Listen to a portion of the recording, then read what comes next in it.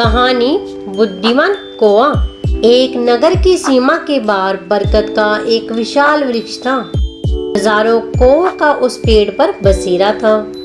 उस वृक्ष के समीप ही एक पहाड़ी गुफा थी। उस गुफा में हजारों उल्लुओं का डेरा था। उल्लुओं और कौवों की शत्रुता जग जाहिर है। यह भी कुछ ऐसा ही था।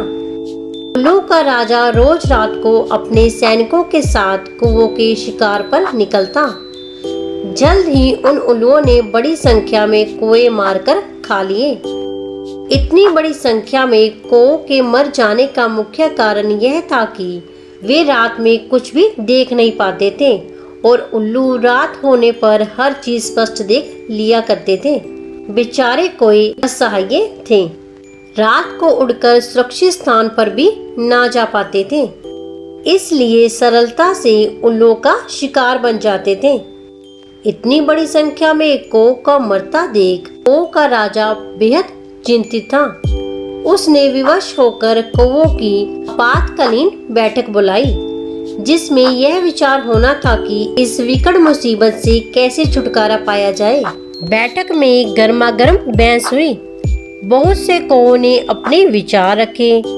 अंत में इस योजना पर सहमति बनी कि उल्लुओं की गुफा से सुरक्षित दूरी रखते हुए एक नाटक खेला जाए।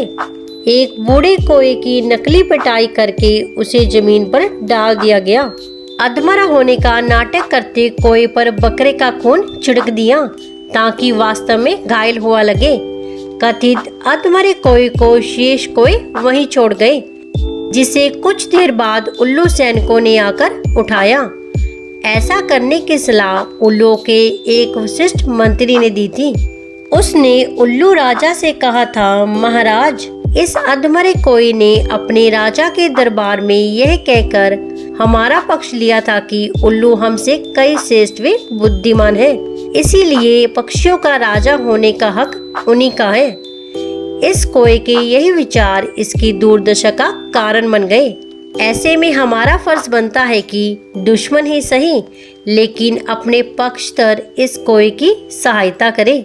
हमें इस घायल कौवे की मदद अवश्य करनी चाहिए, इसका इलाज कराना चाहिए। उल्लू राजा बोला, इसके बाद हम इस वृद्ध किंतु बुद्धिमान कौवे की सहायता से कौवों का साम्राज्य ध्वस्त कर देंगे। कौवों की चतुराई भरी योजना को उल्लू तनिक भी भाप न पाए। शीघ्र ही वह कौवा स्वस्थ हो गया और उसे उल्लू के राज्य में सम्मानित स्थान दिया गया। सभी मंत्री उसके पक्ष में थे, सवाए एक दो के, जिनका कहना था कि चाहे जो भी हो, है तो हमारी दुश्मन जाति का ही।